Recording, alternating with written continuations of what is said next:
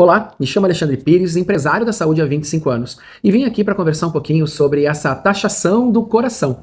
Essa taxação que chegou no Brasil no momento certo para expor algumas coisas do nosso presidente da República, mas com certeza o povo vai penar. E aí é que eu quero conversar com as pessoas, e aí que eu quero colocar as opiniões e colocar panos claros em cima disso para a gente poder ter um entendimento melhor da situação brasileira. Quem provocou isso foi claramente o Lula, né? O Luiz Inácio Lula da Silva, o nosso presidente da República atual brasileiro, aonde desde o início do governo Trump, ele já veio com diversas falas contra o modus operandi do governo Trump. Ele achou que nada iria acontecer com o Brasil devido à sua situação necessária para os Estados Unidos, numa questão de exportação de vários insumos. Só que os Estados Unidos não depende apenas do Brasil, ele pode fazer acordos comerciais com outros países. Já o Brasil depende diretamente desse consórcio econômico que foi criado com os Estados Unidos, porque o restante do mundo não vai passar a comprar mais do Brasil. A gente vai ter uma queda grande. E nessa queda grande, o primeiro que vai sofrer é o povão. Essa primeira categoria de trabalhadores é a que mais vai sofrer. Mas como e por quê? A primeira coisa que se corta numa empresa não são os insumos, não são as suas estruturas e suas áreas. A primeira coisa que é cortada são os trabalhadores. Então, isso vai ter um número de desemprego muito grande, essas pessoas passarão a sofrer e vão depender de seguro-desemprego e bolsas famílias. Essa máquina que já está inchadíssima vai vir para uma segunda etapa. E essa segunda etapa é o restante da população brasileira que não foi dispensada de nenhum trabalho, mas que mantém através dos seus impostos e através da sua economia ter que manter isso aqui. Só que essa população, a balança não fecha, não tem condições, essa balança está aqui embaixo. Esse prato está aqui, e ele não consegue suportar o que está aqui.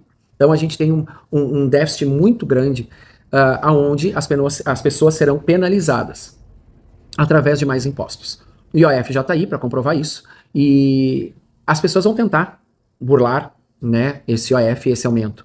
E daí, como é que eu digo que toda uma população vai pagar? Porque justamente para suprir isso aqui que foi criado pelo Luiz Inácio Lula da Silva, e isso aqui conseguir chegar no mesmo patamar para poder pagar as contas, vai depender dos impostos do povo brasileiro que está empregado. O IOF, as pessoas acham que, mas não vai atingir o pobre. Sempre atinge o pobre, gente. Vamos começar por aí para trazer essa clareza aqui. A gente tem o IOF, uma pequena empresa, uma média empresa, depende dos valores de empréstimos para se manter e aquele capital de giro vai se criando. O capital de giro, os empréstimos dos bancos, eles são diretamente impactados pelo aumento do IOF. Onde a gente teve aumento do IOF aqui, os produtos terão essa mesma base de aumentos para poder chegar na população com essa pequena e média empresa. Então, o povo brasileiro está pagando, sim, esse problema. Só que nós temos aí outros centros, né, que vão sofrer muito com isso, que daí entra o agro. Falei agora das indústrias, né, do que vai acontecer com isso e com as pequenas e médias empresas também, mesmo aquelas que não estão trabalhando com exportação de seus produtos, embora muitas pequenas e médias também fazem isso e provavelmente terão problemas com essa taxação de 50%, que também vai recair sobre o povo brasileiro para eles poderem equilibrar o caixa deles. Mas nós temos a questão do agro, que é altamente impactado, e os commodities, né, que a gente tem, que é todos esses insumos básicos que são exportados e importados, é uma troca mútua, né, e a gente precisa e depende disso. Senão o mundo para, senão a população não tem o que comer direito, senão a população não tem como produzir direito. Então a gente precisa disso. Essa questão dessa indústria do básico, né, e vamos falar ali da indústria do agro, vai sofrer diretamente. Claro que nós temos outros mercados, como a China, nós temos a Europa, nós temos a América Latina, nós temos países da África.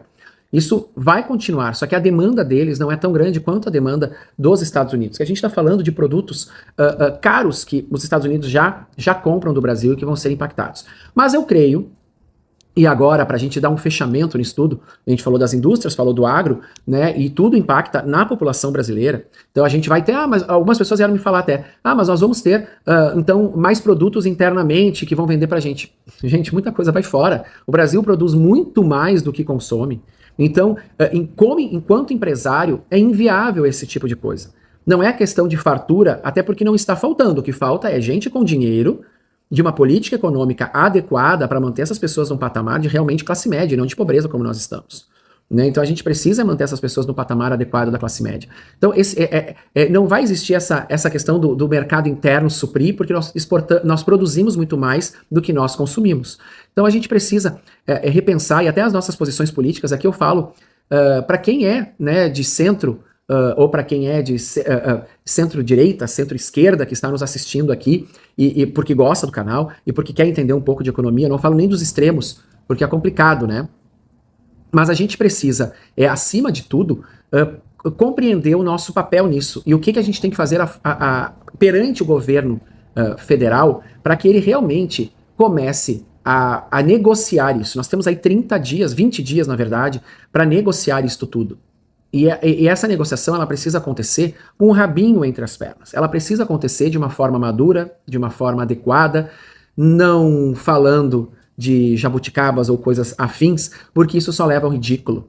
Eu falo muitas vezes, e às vezes a palavra é até um pouco pesada, o brasileiro ele é um povo bagaceiro, né? E bagaceiro no sentido da palavra. É um povo que não tem compostura, é um povo que não tem adequação ao falar, né? E eu falo aqui por todos, incluindo a mim, porque às vezes nós estamos numa roda de amigos e a gente fala coisas que só servem para os brasileiros, mas que quando a gente põe isso lá fora, fica uma situação totalmente inadequada. Só que é do nosso jeito, né, bonachão de ser, né? Só que é um jeito bagaceiro. E o presidente está agindo dessa forma bagaceira, né, mediante um problema diplomático tão grave que é a economia de um país inteiro, empregos de um país inteiro.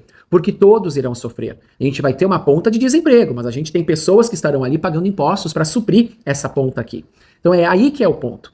Aí que é a situação que a gente precisa exigir que ele tenha uma compostura. Ele vai ter que ir para o diálogo, sim. Eu acredito que isso não vai ficar nos 50, acho que o diálogo vai trazer algo importante para essa negociação, a exemplo do que fez a Índia e a exemplo do que fez a China, que são do BRICS.